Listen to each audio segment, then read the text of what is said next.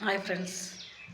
இப்போ 2 நாளாக திவ்யா கள்ளச்சி, அப்புறம் ரவுடி சு ரவுடி பேபி சூர்யா, பேரெல்லாம் கூட நமக்கு வாயில் நுழைய மாட்டுது.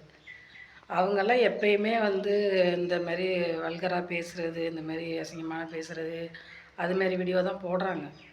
நிறைய வாட்டி ஜெயிலுக்கெல்லாம் போயிருக்காங்க, எல்லாம் பண்ணியிருக்காங்க. ஆனால் சுமதியெல்லாம் பாவங்க. அது சிறு வயசுலேயே ஒரு துணையை இழந்துட்டு அதோட குழப்பத்தில் இன்னொரு மறுமணம் பண்ணி இப்போ அதையும் இது பண்ணிவிட்டு இப்போ அதை பிள்ளைக்காக வாழ்ந்துக்கிட்டு இருக்கு. சும்மா அதெல்லாம் போட்டு இழுத்து விட்றீங்களே, அதெல்லாம் பாவம் தானே. ஒரு சிங்கிள் விமனாக இருந்து ஒரு குழந்தைய வளர்க்குறது எவ்வளோ கஷ்டம்னு எங்களை மாதிரி இருக்கிறவங்களுக்கு தான் தெரியும். நீங்கள் இந்த சோசியல் மீடியாவில் இருக்கிறதுனால இந்த சோசியல் மீடியா எத்தனையோ இந்த மாதிரி கணவனால் கைவிடப்பட்டவங்க, இறந்து போனவங்க, அந்த மாதிரி பெண்களுக்கெல்லாம் எத்தனையோ பேருக்கு இந்த சோசியல் மீடியா கை கொடுக்குது. ஏன்னா அதை அவங்க எப்படி பயன்படுத்துகிறாங்க, அவங்க சொந்த விருப்பம். அது பிரச்சனை. ஆனால் சும்மா இருக்கிற ஒரு பொண்ணெல்லாம் எதுக்கு தேவையில்லாமல் ஒரு பிரச்சனையில் போய் இழுத்து விட்றீங்க? அந்த பிள்ளை என்ன செஞ்சிச்சு? பாவம் தானே அது. அது ஒரு பச்சை பிள்ளை வச்சுக்கிட்டு அதுக்கு என்ன தெரியுமோ அதை செஞ்சிகிட்டு இருக்காது. இப்போ 2 நாளைக்கு முன்னாடி கூட அந்த பிள்ளை ஒரு பேட்டி கொடுத்துருந்துச்சு. அந்த பொண்ணு ஒரு பேட்டி கொடுத்துருந்துச்சு. நான் யாருக்கும் உண்மையாக இருக்க விரும்பலை, எனக்கும் என் பிள்ளைக்கும் உண்மையாக இருந்தால் போதும்னு சொல்லுது. ஏன்னா நாளைக்கு இப்போ அவன் ஆம்பளை பிள்ளை, நாளைக்கு வளர்ந்து அவன் கேள்வி கேட்டால் இந்த பிள்ளை எங்கே போய் மூஞ்சி வச்சுக்க சொல்லுங்கள் பார்க்கலாம். தேவையில்லாமலாம் அந்த பிள்ளையெல்லாம் பாவம். அந்த பொண்ணெல்லாம் ரொம்ப இது. அதெல்லாம் இழுத்து விடாதீங்க நீங்கள். திவ்யா கள்ளச்சி இதெல்லாம் நான் நிறைய எனக்கு எப்படி சொல்கிறது, நான் எனக்கு இதெல்லாம் இப்படி பேசுகிறதெல்லாம் எனக்கு பிடிக்காது. ஆனால் எனக்கு ரொம்ப 2 நாளாக ரொம்ப மன உளைச்சலாக இருக்கிறதுனால தான் நான் செய்கிறேன்னு சொல்லிவிட்டு நான் இப்போ இந்த வீடியோ நான் உங்களுக்கு பதிவு பண்ணுறேன். இதுமாரி நிறைய பேர் இருக்காங்க. ஏன்னா அந்த பேரை சொன்னால் கூட இப்போ நீங்கள் அதை வச்சு இன்னொருத்தவங்களையும் இழுத்து விட்டாலும் விடுவீங்க. நிறைய பேர் இருக்காங்க. ஜெகா வயசுலாம் இருக்காங்க. அந்த சிஸ்டர்லாம் அவங்க அவங்க பொண்ணுக்காக அவங்க சோசியல் மீடியாவில் இருந்துட்டு அவங்க அந்த பொண்ணை வளர்க்குறதுக்காக ரொம்ப கஷ்டப்படுறாங்க. இன்றைக்கி சோசியல் மீடியா இருக்குது. அந்த காலத்தில் நான்லாம்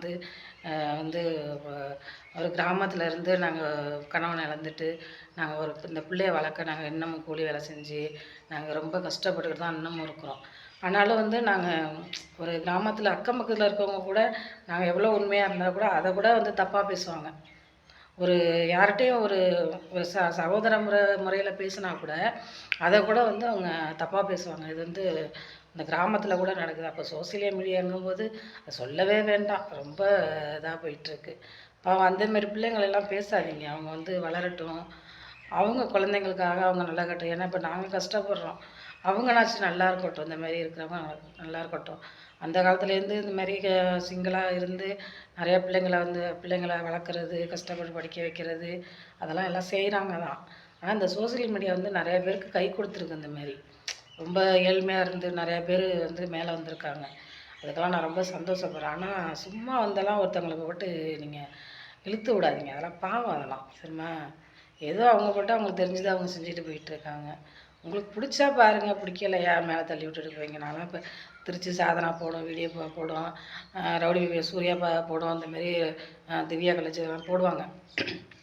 ஆனால் நாங்கள் பார்த்தோம்னா பார்த்து நாங்கள் தள்ளி விட்டுட்டு போயிட்டே இருப்போம். அவங்க போய் அங்கே கமெண்ட் போடுறது, தேவையில்லாமல் இது பண்ணுறதெல்லாம் நாங்கள் அதெல்லாம் செய்கிறது இல்லை. நாங்களும் பார்க்குற சோசியல் மீடியா பார்த்தாலே ரொம்ப மனசு வருத்தமாக இருக்குது. அதெல்லாம் சோசியல் மீடியான்னு சொல்லிட்டு இப்போ ஒரு பழமொழி சொல்லுவாங்க. எப்படி சொல்லுவாங்கன்னா, மல்லாக்க படுத்துட்டு மேலே எச்சி துப்புனா நம்ம மேலே தான் விழுவுங்கிற மாதிரி சோசியல் மீடியாவும் அப்படி தான். நீங்கள் எதெல்லாம் நீங்கள் சோசியல் மீடியாவில் கொண்டாந்து போடுறீங்களோ அதெல்லாம் உங்களுக்கே திருப்பி தான் வரும். அதனால் யாரையும் அவதூறாலாம் பேசாதீங்க. ஏன்னா உங்களுக்கு விருப்பம் இருந்தால் வீடியோ பாருங்கள், விருப்பம் இல்லையா அதோட விட்டுருங்க. யாரையெல்லாம் அப்படியெல்லாம் பேசாதீங்க. அதெல்லாம் பாவம். அதெல்லாம் அவங்கவுங்களுக்கு தெரிஞ்சதை அவங்கவுங்க செய்கிறாங்க, அவ்வளோதான்.